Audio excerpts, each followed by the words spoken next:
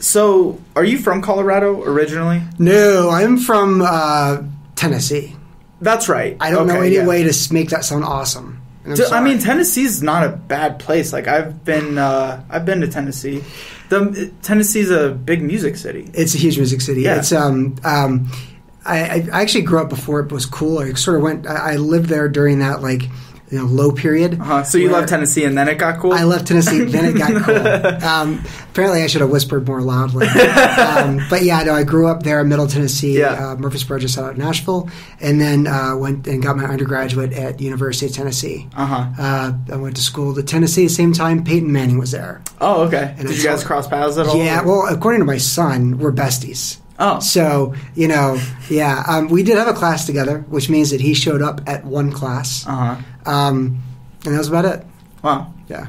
That's pretty cool. So you guys are still hanging out today then, right? Yeah, of course. Yeah, I'm giving him all his advice about how to deal with his Domino's Pizza franchise. That's what I thought. I came up with the jingle, right? With the State Farm thing. Nationwide. Yeah. No, we're. You could have had him influx his pitch a little bit because it was a little dry. I know. Yeah. Speaking of bringing it back to country music, because he's in that commercial right now where he's guiding some country singer about how to do the jingle. Yeah. That's funny. Yeah. That's hilarious. So you started out there. You went to, and what did you go to school for? Undergraduate communications at University of Tennessee. What were you planning to do with that degree? No idea. My grades weren't good enough to get into business school. Just putting it out there. And these good degrees though. And my options were either go into nursing or go into public relations because that's where the percentages with the ladies was the best. And I couldn't imagine myself being a male nurse. So I went into communications to do public relations. So PR, and then what was your first gig right out of First job was actually sales, internet sales for AT&T. And there's a lot of people that do a great amount of things with public relations. I'm not one of them. And so I am, I'm okay with that.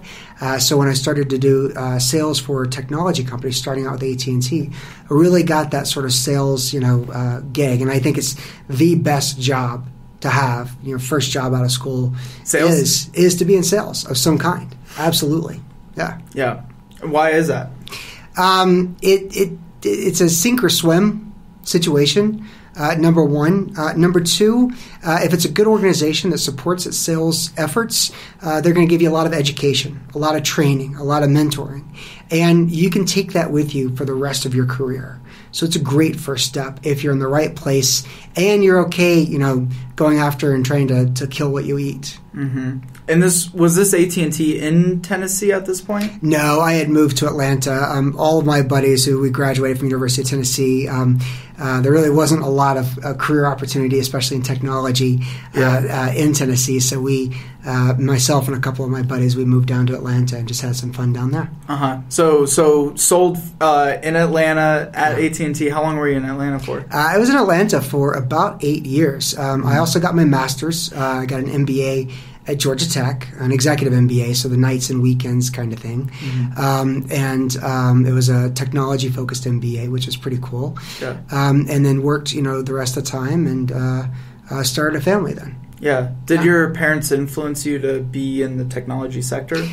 Yes. My dad was always a technologist, and even though he wasn't always in a field of technology was a big part of what he did, and eventually he became a CIO of a company. And so computers, technology. I mean, when I graduated in '96, early days of the internets, and so really started to. I got into doing a little bit of web design early on and playing around with that, and so my dad was a big influence there. Yeah, and so he wanted you to go into the technology sector. No, it was just sort of natural. I think he nerded out, and I sort of gravitated towards nerding out as well. And so it was fun for me. I love talking about technology. I love talking about human interaction with technology and how certain technologies can make people's lives better if you allow it to. Right. If you embrace it, and if it's a good technology. Right. Yeah, absolutely. Yeah. So started with technology early on, did tech sales. What was your transition after the sales gig there? So going from because you went from like there to like start a family and like right. You know. No, so I got duped. Yeah. I was working for AT&T, and it was a great organization, lots of training, amazing people. It was big, and I realized that big was not my forte pretty quickly on. But I got I was supporting the branch down in Atlanta, and we were killing it with internet sales, and I was the one that was really leading up the internet sales effort. And so... and when was this? What year was this? This was 1997 through 2002, I think. And what were internet sales at that time? So this is going to be awesome. We were selling like 40 megabytes worth of storage space on a server for about $295 a month. Now, you want it e-commerce enabled? Awesome. That's $495 a month. And here's the best part. I was in Georgia, and my territory was all of Georgia. I remember one time I went on a sales call in Savannah. The owner of this small business that we were going out to talk about putting his retail store online, he would only talk business while whittling wood on his front porch. So I'm talking to this guy about e-commerce enabling his business while he's whittling wood on his front porch. That's awesome. Yeah. That was it was very interesting times. Did you close the deal? We did close the deal. Nice. We did close the deal. It was he kind of knew it was something he needed to do, and he had I believe it was his son that was managing the business mostly, and so this was just more of a sort of meeting to get confirmation. This is a guy who wanted to look people in the eyes, before he did a deal. So yes, yeah, that's awesome. I haven't gotten that yet in my sales career. Is that right? But we actually, Julius and I did door-to-door sales for 2.5 years. Okay. And him much longer. I was there for two years or whatever. And you get some weird people asking him some weird things just to like get the conversation going. It's like going to the DMV. You never know the wide swath of people as you go door to door. I did door to door. It was called university directories or student directories, and it was like selling Yellow Page ads in student directories. So back in the day, right? So student directories, actual physical pieces of paper. B, selling Yellow Pages. Now, I sucked at that. I was horrible. I pretty much got kicked out before the end of the summer because I didn't have what it took to go door to door. So kudos to you guys. That's fantastic. Yeah, I don't know if that's it was a good thing. Yeah, definitely tough. But so AT&T sales. What was your next gig out of that? I had actually been I had dual citizenship between Atlanta and New Jersey at AT&T. I had taken on a headquarters job. Where I was duped was I was told that if I went into marketing, I'd make more money. Yeah. In the marketing department? In the marketing department at AT&T. So I lived in New Jersey, but I went back and forth between New Jersey and by the way, how much is 2 gigs of data or storage now? What does that cost now? Well, so this was 40 megs, right? But you can't get anything for less than like a couple of gigs on a server now. I don't know the difference. And it's like $3 a month. Like GoDaddy.com, $3.99 a month. Sorry, that $3.99 is that extra 99 cents that can get you every time. So talk about disrupted industry. Yeah. And it's going to be free. Yeah, it's all pretty much. Yeah, absolutely. Absolutely. And a lot of it actually already is. Yeah. If you're willing to, circumvent a couple of things, you can get as much as you want for free these days. But the marketing thing, I was told, hey, you did such a great job selling internet services for this branch. Yeah. We'd like you to roll it out to all the branches, your processes and your methodology, and we're going to sort of create a training and a marketing program together. Yeah. So I spent most of my time in New Jersey, which is cool. Lived in Hoboken, right outside of New York. Got to go to New York, have a lot of fun. And did that marketing job for a while, and it was good as well. But I did find out that being a part of a headquarters, being a part of a large company was not my thing. It was 75% politics, 25% knowing what to do your job. And I felt more entrepreneurial than spending a lot of time helping people figure out how to approach ideas versus talking about the idea itself. And then a friend of mine back in Atlanta said, hey, there's this company. They're a startup, but they're actually, making money, which was rare in the pre-bubble days. Right. And they're in internet security. Why don't you come and interview? Because I know you're looking to stay down in Atlanta. Come down, interview, and let's see what you got. And so I wound up taking on a product management role, so more technology-oriented versus sales, and more technical versus marketing. But it was really taking feedback from users, applying that into design specs that the engineers would go and take and write code for. And that was a lot of fun. That was an internet security company that went public and then later got acquired by IBM for $1.2 billion. Wow. Yeah. And I was there for 4 years. I was there during that time. So that was fun. That was a rush. That was a ride. That was what everybody hopes to get. I got with my first startup experience. Wow. And boy, I wish I could say I was really smart, but I have a great buddy, and he called me up, and he sort of knew that this was a horse to ride in on, and he brought me along for the ride. Yeah, that's incredible. Yeah. So, what was your experience like there? Like, what were some things that you wish you knew early on in those days in that kind of ecosphere? Because I think a lot of people find themselves in those organizations. What did it look like? What did it taste like before that stuff started happening? So at that point, I was 24 years old, and so I thought I knew everything. And turns out I didn't know, squat. But from a macro perspective, I didn't realize how good I had it at this company. Couple of reasons why. A, they were growing. They were actually cash flow positive when nobody was cash flow positive back in the startup early days. Yeah. B, an amazing CEO. This guy was visionary, hands-on, sales-driven, and just a person that when he talks to you, nobody else in the universe exists. Really charismatic, but also really good at executing and really good at getting big deals done too. Wow. And created a fantastic organization. So I think the learning experience, so the blessing of that was, man, I like my first time, holy cow, I hit, the jackpot. My learning experience was I didn't realize how lucky I fell into this until I went to my second startup. And are we G-rated, PG-rated, PG-13F? It was cluster-fucked. I mean, it was cluster-fucked everywhere. And we survived that one, the second one. We survived it. Are you still in contact with the CEO there? Like, is he a mentor of yours? He's a god of mine. Like, it's like, really. Game of Thrones, they have like, the gods old and new. He's definitely the old god.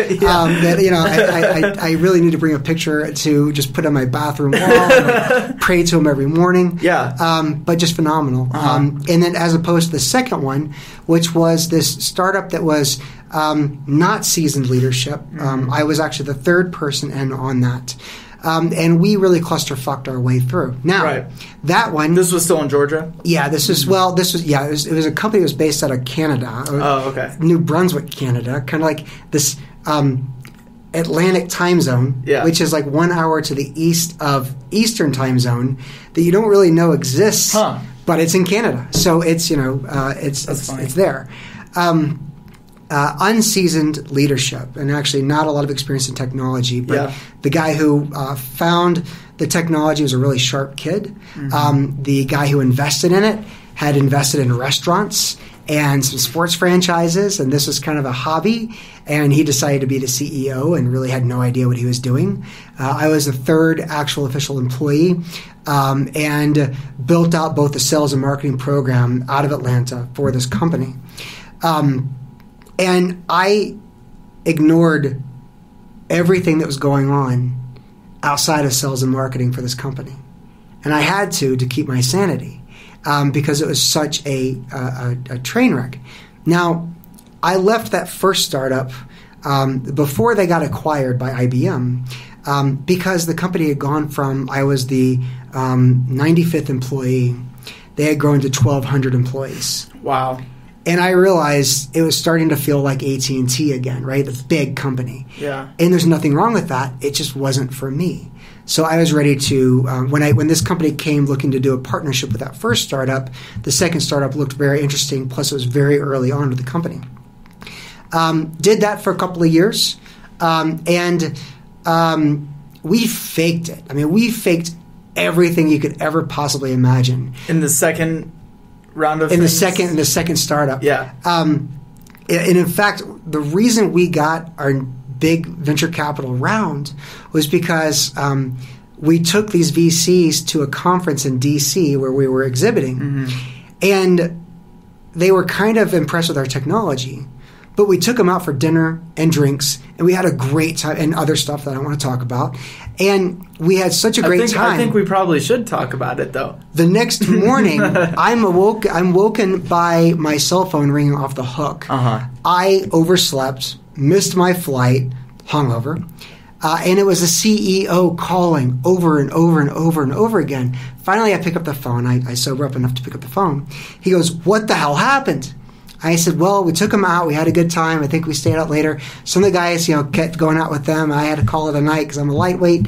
And, what's the word from you?" He goes, "Well, we just got a letter of intent on the $3 million raise." Yeah. And I was like, well, I guess we really had a good time. And then from there, we grew and grew and grew.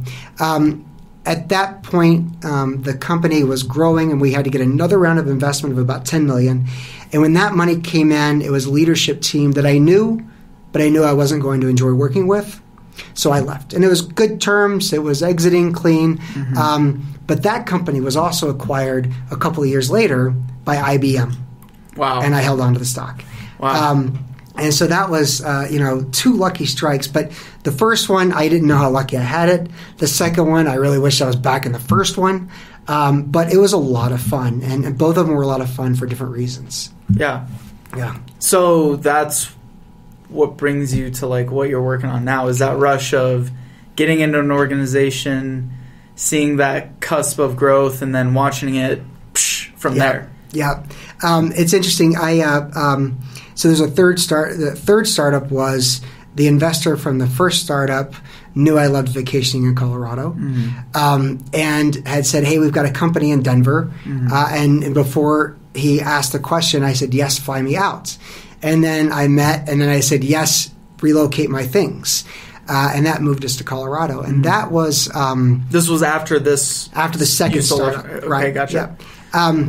And so the third startup, based here in Colorado, there were already about 25 people in the company. They were already doing a few $1 million worth of sales.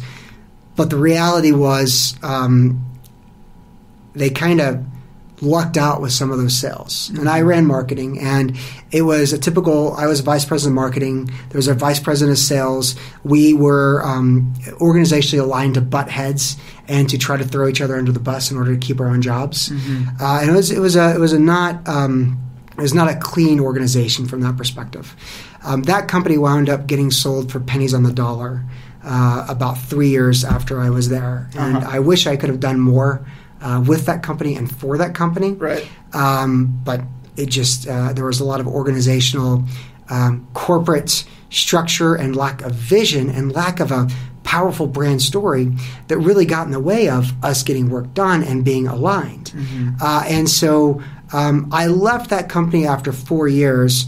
Health reasons. I actually had a heart attack. And I was 30 at that time. So third startup. Heart attack at 30? Third startup, 30 years old. And I'm having these chest pains, these arm pains, this shortness of breath. I was traveling. I was in Seattle, actually. Wow. And I figured I must be having some kind of a panic attack. I'd never had a panic attack before. I was 30 years old, so I'd never gone to a doctor except for a broken limb, or maybe if I had a cold that I couldn't get over. And I was speaking at a conference, and I couldn't catch my breath. I just couldn't get my breath in. And this was in the middle of giving a talk? This is during a presentation. Wow. Yeah, and this was still here in Colorado? No, well, I lived in Colorado, but I was actually in Seattle when I was giving the presentation. And I wound up, the EMTs checked me out at the airport in Seattle. And they said, "You're probably having some kind of gastrointestinal stomach, reflux thing." And they said, "You can go home." The next morning I went to the doctor, and he hooked me up to an EKG and said, "You're in the middle of a full-blown heart attack. Clear your schedule for about 3 weeks." I wound up going back to that other company after my heart attack. But literally and spiritually, my heart wasn't in it. Yeah. Period. Like, just, it was what a lot impact, on a higher level, what impact did that have on your life, having a heart attack at 30 years old? I think there's a lot of people that ignore those signs. I did a good job of not ignoring those signs. Mm-hmm. So from that, I realized working in a company was not something that was good for me. Running a company, probably something that's good for me. And so I quickly turned in my resignation, left on good terms, and started Market Creation Group. And that was 12 years ago. And that's what got me on my way. Mm-hmm. Honestly, I didn't think I was entrepreneurial. I didn't think I was really a build a business from the ground up type of person. I always worked in the startup world where you bring an idea, you go get money, and then you start it. But doing Market Creation Group, which at the time was working with startups to be a virtual vice president of marketing. Right. I figured I've been a vice president of marketing a couple of times. I love working with startups, but I can't imagine going to an office every day and sitting there and dealing with a lot of the negotiations and the political realms that it takes to really be successful. And so that was a life changer, both from health, from my focus, from a lot of different areas. I decided, even if I was making a third or a fourth of what I was making before, I can cut back expenses, I can live lean, and I just focus on doing what I love to do, which is telling CEOs what to do. Right. Hence, what you and I talked about at the beginning is being the CEO brand whisperer. Yeah. I love working with CEOs. In the two companies, the second and third startup, where I worked directly for the CEO, I really loved being a consigliere, for lack of a better term, of how to really communicate a brand. And in some cases I was successful, in some cases I wasn't successful. But what were some of the unsuccessful cases? Well, I'm talking about the second and the third startup. Okay, gotcha. I thought you were talking in your business. Well, and then in the business, I will talk about in the business. So been doing it for about 12 years, and it's had, Market Creation Group has been through a lot of iterations. The first 3 years, we grew from zero to over $1 million. We were the fastest growing private company in Colorado, in Denver, in both 2009 and 2010. Wow. In 2011, I was recognized as one of Denver's 40 under 40. And so that was all really cool. We had bought 2 small agencies to really grow and sort of take the strategy and manage the tactics for companies. So we grew a lot. I've always loved working with CEOs. What's worked really well is when you have a CEO that says, I'm very open-minded, and I recognize that if I have a brand in place that's a really strong brand that supports my vision and it's a story, there's a lot of stuff that becomes effortless. Yeah. But there's a lot of CEOs that are being told by their VCs or being told by their private equity firms, you have to do branding, you have to do marketing. And when the CEOs tend to be either technology originating, right, tech-oriented, or they are sales-oriented, where they're very face-to-face and very hand-to-hand combat, they don't get it. Right. And they're forced to do it by somebody else. Dad or mom, the VC dad or the VC mom, or the private equity grandparents are saying, you need to do this. But isn't the CEO sometimes placed as an outside person who's placed in that CEO? So how does that brand story correlate with that relationship with the CEO at that point then? It just sort of depends. It depends on how the relationship is with the CEO and their board of directors, which is made up of their investors. Right. If a CEO has a great relationship, then it's a lot easier, and the CEO has a lot more freedom and flexibility to operate. If for some reason, let's say, half the board supports the CEO and the other half was rooting for the other guy, then there's a lot of board conflict, and that parlays into a CEO not really being able to be open with how they want their vision to be executed. Right. And so when there is a CEO who doesn't understand my way of thinking with branding. And I'm not saying that my way is the only way, but I do have a way that says that a brand story can be the most powerful asset you have. Mm-hmm. In fact, I say, and I get a lot of pushback about this, that I think that the brand and your brand story is your most valuable asset, even more than employees.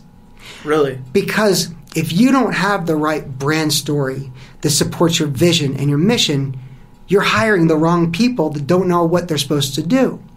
So without a brand foundation and a brand playbook in place that's strong and is fully supported by the CEO, the investors, and the management team, you don't know what kind of employees you're going to get, or they're going to be a little bit confused about what success looks like, right, and what the North Star is. So for other people, like, what is a brand story? So, like, what does that even mean?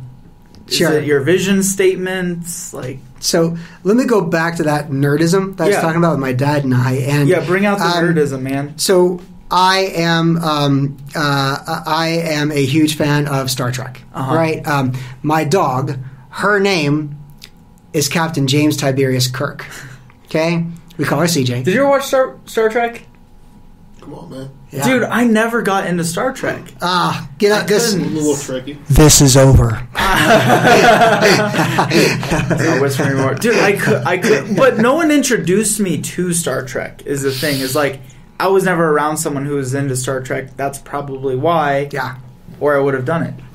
It's cool. I like the new generation. Like the new movies are pretty. Do you like the new Star Trek movies? I do. I like what they've done with that. I like. Are you a Star Wars fan at all? I am a Star Wars fan, and I honestly believe that the depth of Star Wars, from a spiritual, from a sort of mentor and mentee, right?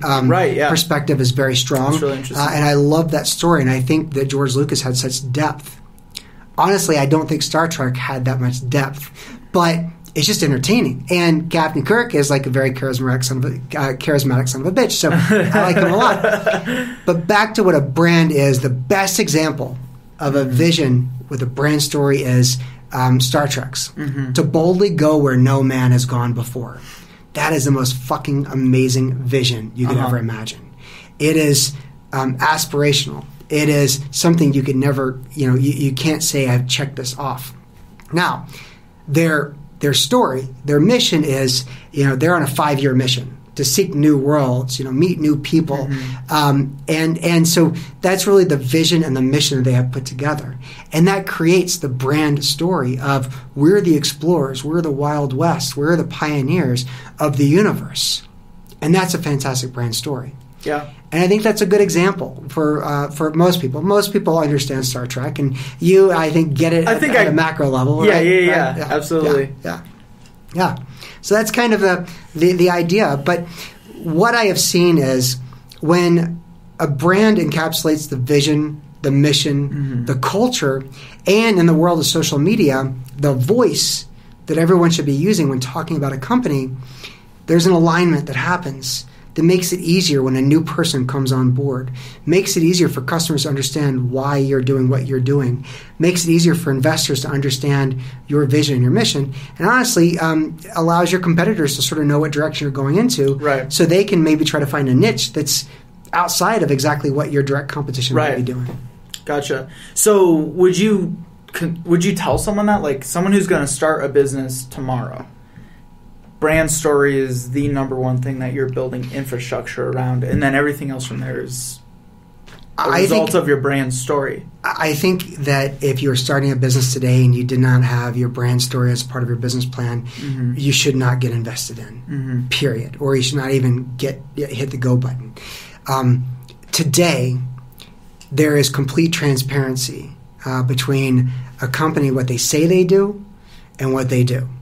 There's complete transparency with what a company's leadership says they're going to do and what their actual actions are, right? Ask Uber CEO, ask Twitter CEO. And this is new, though. This is new generation of business, because it wasn't always like that. Even 5 years ago, like transparency through audio, video, everything is out on the table all the time. Yeah, right? No, it's YouTube, it's Twitter, it's Instagram, it's all these things. I mean, so put your political, preferences aside, Donald Trump gained a huge following beyond what he probably would have normally done because of his Twitter account. Because he found people that were so frustrated with what was going on in the world that he says it like it is. Right.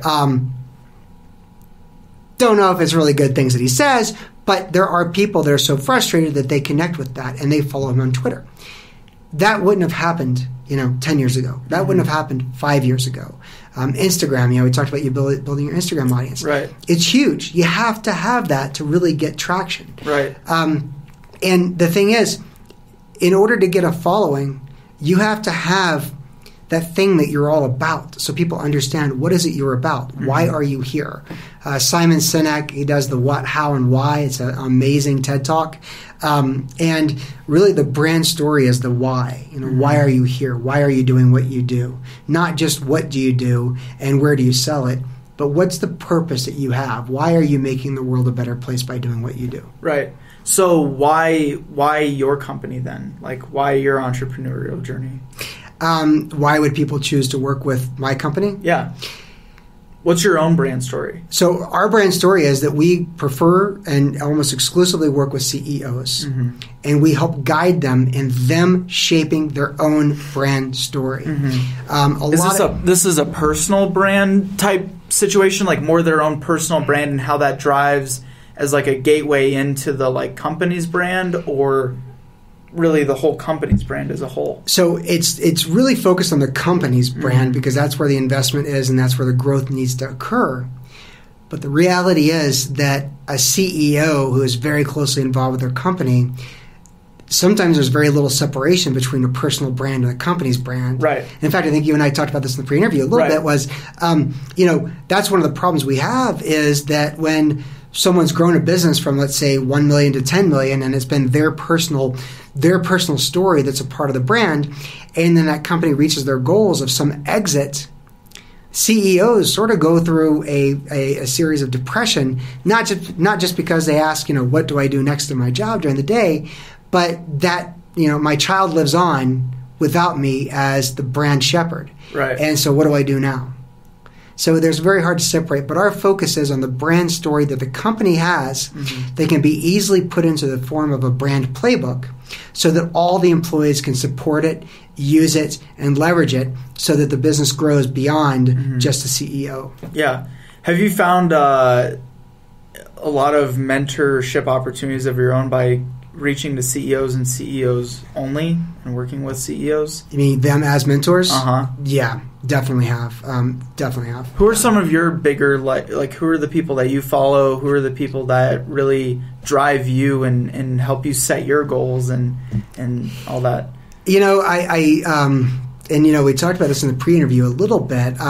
There's a couple of guys I like to listen to their podcasts. Yours obviously is one of them. Well, thank you, sir. Of course. Tim Ferriss is a fantastic one. I've also started to get into e-commerce sales through Amazon, so I'm spending a lot of my time. Oh, we got to talk about that too. Yeah, and it's a lot of fun. And by the way, that is where the brand story is the most powerful thing. I'll talk about that in a moment. But so I'm listening to a lot of e-commerce, podcasters. I have some of the best books have been. And I'll talk about mentors in a minute, but some of the best books have been, the E-Myth, really about emerging beyond just, your own identity as starting a business. That's one of them. Built to Last has always been one of my favorites. There's probably a few others. As far as mentors, I've been very lucky to be a part of a CEO group for the last several years where we've got there's one CEO that's he runs a multi-billion-dollar oil and gas company. There's another CEO who runs the largest mental health center in the country that happens to be here in Denver. And there's other CEOs that are very smart. So we spend a day a month sitting around a table and focusing on our businesses versus being in our business. And so it's a peer-based mentorship program, and it's phenomenal. CEOs mentoring CEOs.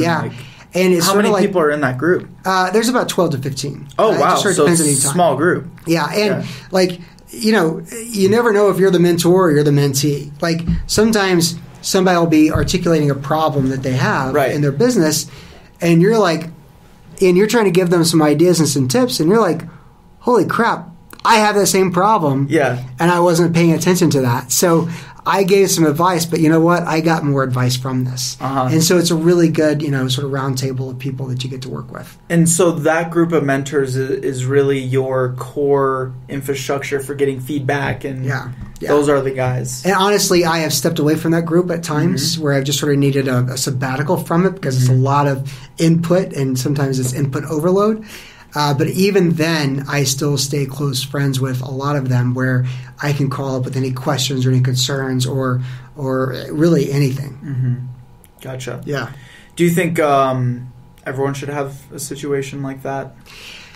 In some form or fashion, yes. I think that there's a couple of things. You are the product of the 5 people you spend the most time with. Choose those 5 people wisely. That's number 1. Number 2 is if you're the smartest person in the room, you failed. And so those 2 main principles, and there's a couple others that I'll remember as we go along, but those 2 principles are very important. I will be honest that for years I thought I was the smartest person in the room, and that didn't serve me. I also thought I could, if I started. Was it the ego of you've done these like really big things prior, and then that's kind of drawn in? I think that. Do you feel like? Yeah, and that's a really good point, Connors. I think because I had early on successes, I just figured I knew everything. And a good friend of mine, actually one of the guys that's in this group, he always says, a person's greatest assets are their patience and tolerance. I always talk over people. Like I'm in such a hurry to get my words out that I don't listen to people well enough. And that's something I constantly work on. I also, from a tolerance perspective, I have learned, and I still learn every day, that anybody can give you great insights from anywhere, as long as you shut up and listen. Right. Third thing is, don't try to get things half pregnant. Like, don't try to start things. Wait, don't say that because... No, never mind. Go ahead. Is there a congratulations for someone? Or? This young buck right here has one on the way. Congratulations. And she's not half pregnant. So, right. She's full pregnant. She's full pregnant. Right. There's all kinds of jokes we can make. But we're going to keep it, like, we're not going to go beyond R. We're not going to go up X or anything Okay, like that. Yeah, we won't get super weird with it. But you have this feeling that you're invincible and everything you touch is going to turn to gold. And so you start saying, well, if I just put some attention on this, it's going to do awesome. And if I put attention on this, it's going to do awesome. And if I put attention on this, it's going to do awesome as well, because everything I touched has turned to gold. Well, that's the art of half pregnancy. Right. Because I don't scale, beyond what I can actually do. And I am not the best leader in the world, but what I do is when I give somebody all the time in the world, we have a really good connection.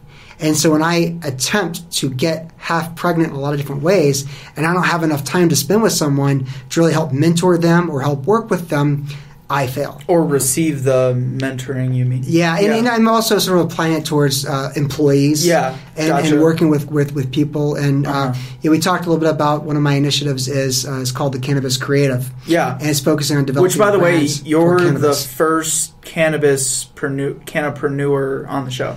So you beat everyone. Thank you. I don't in Colorado too. I honestly, I'll tell you, it has been. There's several reasons why I went into that. Yeah.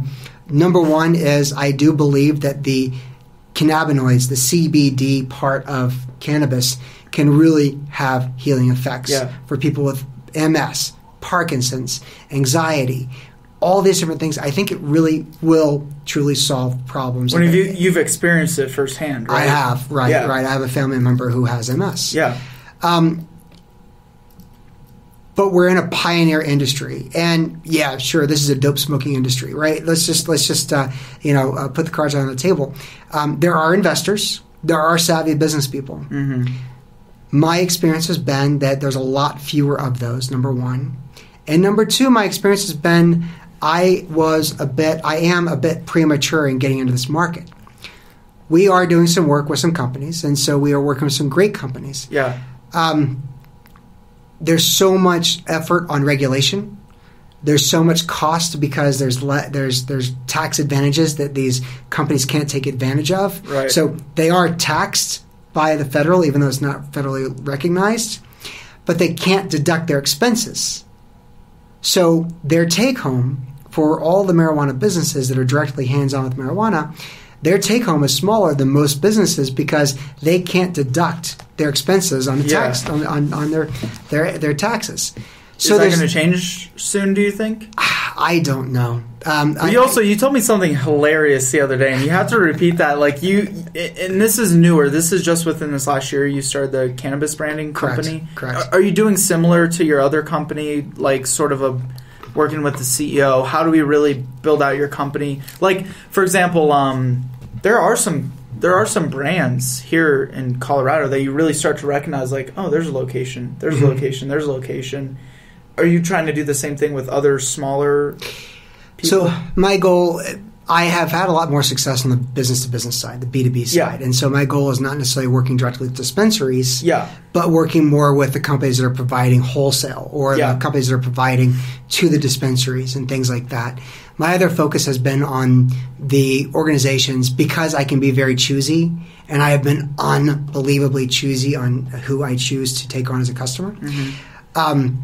And I've been very lucky from that perspective, but most of them are starting to compete, and they are really early on.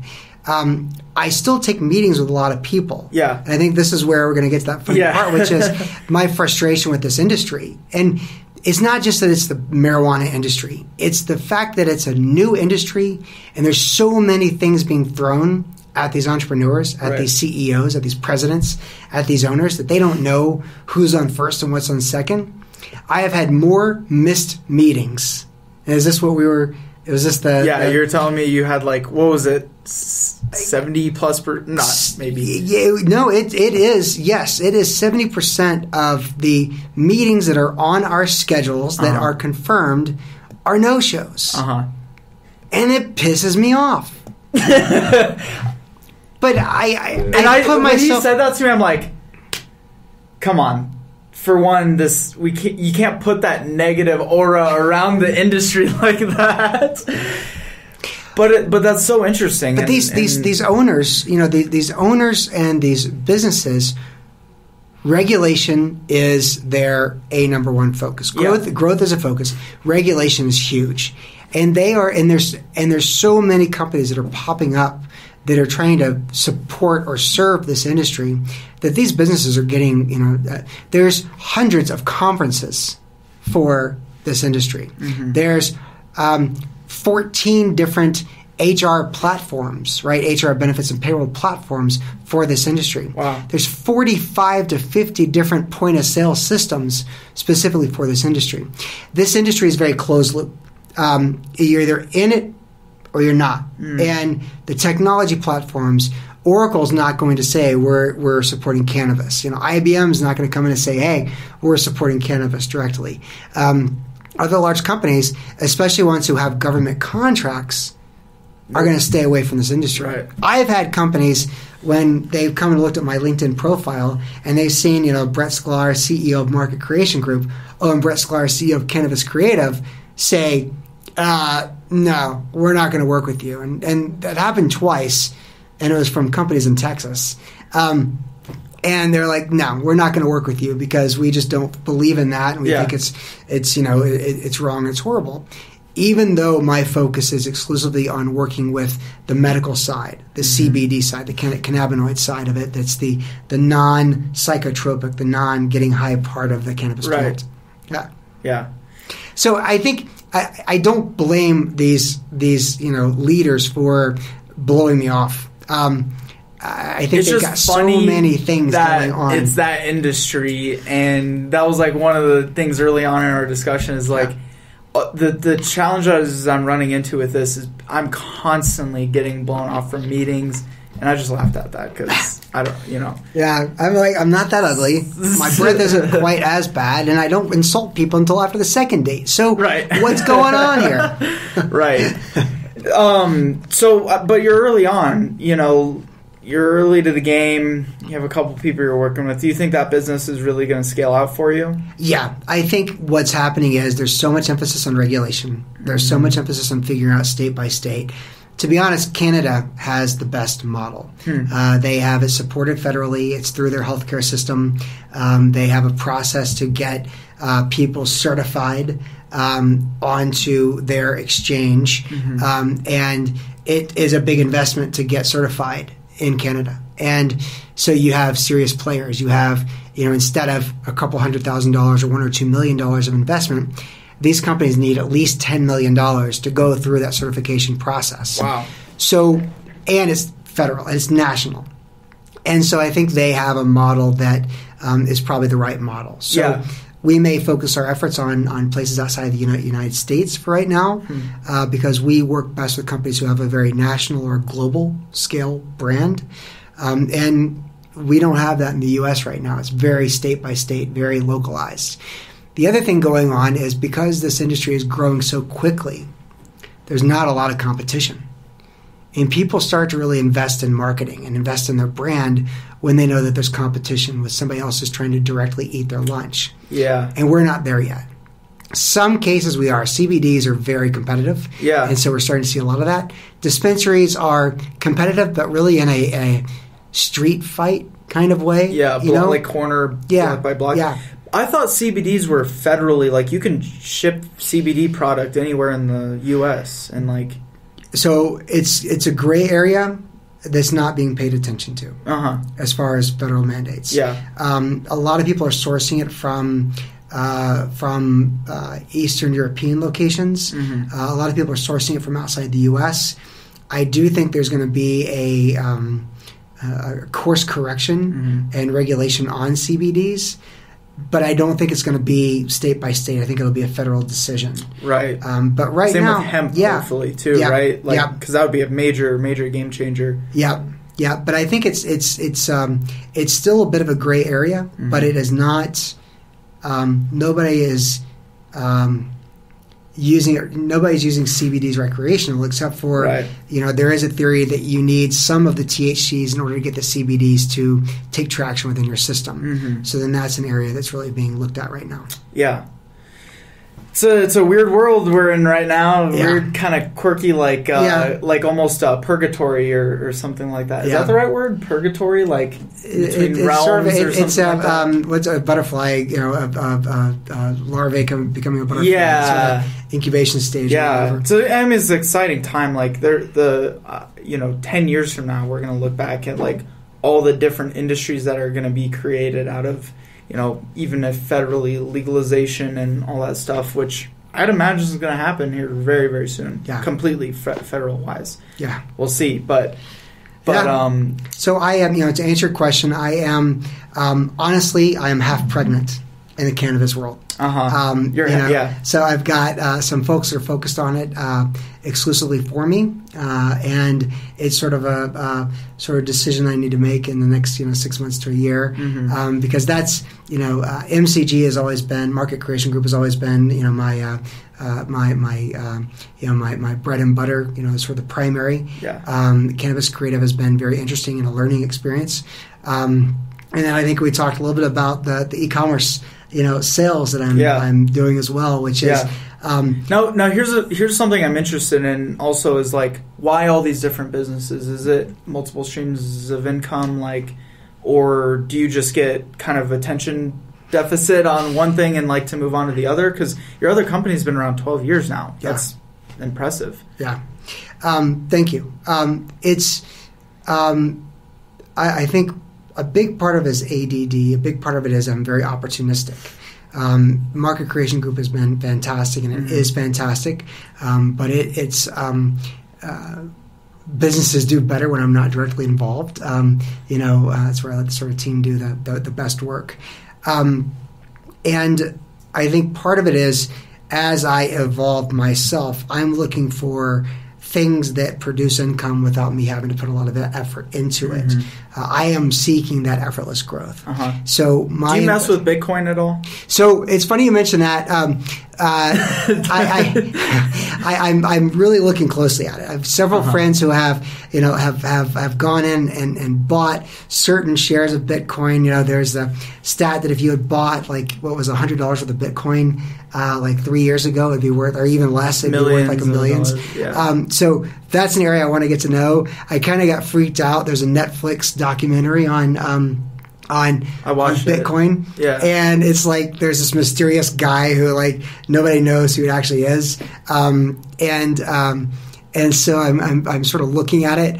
I hear in the back of my mind Warren Buffett saying, if I don't understand it, I don't invest in it. Right, yeah. And that's not usually my mojo, but this one's kind of interesting. So, yes, there's some money going into it. No, I have no idea what's going to happen. Yeah. And what my money's going to do. So I'm not sure. My extra cash flow has gone towards cash flow generating activities. So real estate, just buying properties, renting them out, and making a little bit of money on that. Do you do multifamily, single home? So we have one multifamily and a couple of single homes now, and it's working out really well. They are all cash flow positive, great tenants, and I will continue to invest in that area. Right. I mean, that's a foundation. Yeah. So that aside, first off, because we got to start wrapping this thing up, what's the next thing for you? What is the next big thing? What are you ultimately working for? What keeps the fire going, man? Sure. So you like Gary Vee, right? You said you're a Gary Vee fan. Yeah, his thing is I want to buy the New York Jets. Right. What's your thing? Right. I want to travel wherever I want to go and be able to take a laptop with me and be able to do everything I want to do from that laptop. So part of the properties is I can at some point in time get a property manager, and then while my percentages will be a little bit less, I will be able to not have to handhold that. The Amazon business, the e-commerce business, selling through Amazon, is a big focus of mine right now. We launched one product, and we are doing between 20 and 30 sales a day. Wow. And it's whoa. This is your own product? This is our own product we've manufactured from scratch. It's an art supply. So the first product line, the first brand is art supplies. Now, talk about a fantastic brand story. Our mission is to donate more art supplies than any other art store, art manufacturer out there. So for every 10 products we sell, we donate one of them to an organization that uses art therapy as a strategy. So we launched one product. We're doing between 20 and 30 sales a day. We're getting ready to launch our second, third, and fourth by the end of this year. We'll have that there. We're going to go into another line of business as well, but the brand story and the product sells itself, and we never have to touch the product. We just work with suppliers and work with Amazon, and next thing you know is I can travel wherever I want to around the world. And so freedom, just ultimate freedom is what you're working towards. And with this business, it is the most likely one that we can hand down to our children to manage with us and for us more than any of the other businesses. Yeah, that's incredible. I'd love to learn more about that sometime. We'll have to have a separate conversation on that one. But how can people find you? How can they contact you if what you said today resonated with them? Sure. The main place is marketcreationgroup.com, and I'm Brett at marketcreationgroup.com. I am Digital Brett on Instagram. I'm Digital Brett on Twitter. And I am in the process of writing a book, and I have a blog called You Will Drive Effortless Growth. So if you want to type in a lot of words, you type in either Drive Effortless Growth or You Will Drive Effortless Growth. And then I am hoping that I have a book coming out in either April or May of next year. Awesome. Yeah. I appreciate it, man. Yeah. I really appreciate having you on. That was a blast.